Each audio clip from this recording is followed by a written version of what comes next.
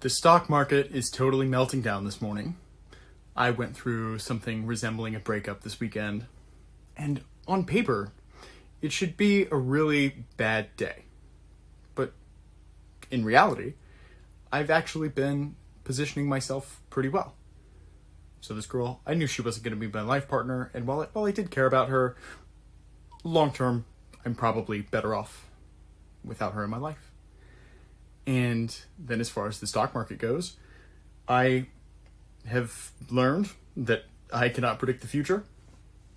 And so I have been following the mathematical strategies of people who are much wiser than me. And so my accounts have been not perfectly positioned, but much more in safety over the last 10 days. And so I'm in this place where, yeah, I'm still a little sad that I'm not going to get to see the girl anymore, especially not getting to see her dogs. And I'm still a little bit afraid of what happens next in the stock market because there are a lot of just geopolitical and economic variables that are somewhat terrifying. But we just don't know what's going to happen, right? I've learned so many times over and over and over again that I can't predict the future.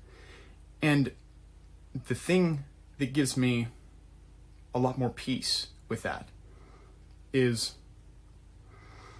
positioning myself as best I can to where I'm going to feel more secure and mitigate the anxiety that I have.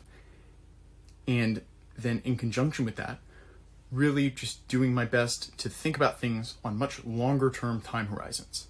Because the further we zoom out, the less consequential that any of this is going to feel immediately. And then on the fronts that actually matter, the things that are going to help me build the community that I want to create so that we can have an ecosystem of highly aligned people who are all working on the things that we care about the most and working on the work that we feel is most meaningful. And that's going to take a long time to build. But by tethering my emotional state to the long-term vision of building that and assessing whether I'm being successful by am I taking the steps that are going to compound into that vision over time, it allows me to have more fulfillment on a day-to-day basis, absolutely, but also on the days like today, where previous iterations of myself would have been having a total meltdown. I'm still a little bit sad, and I'm still a little bit scared, but overall, I'm actually in a reasonably peaceful place, and that's really cool.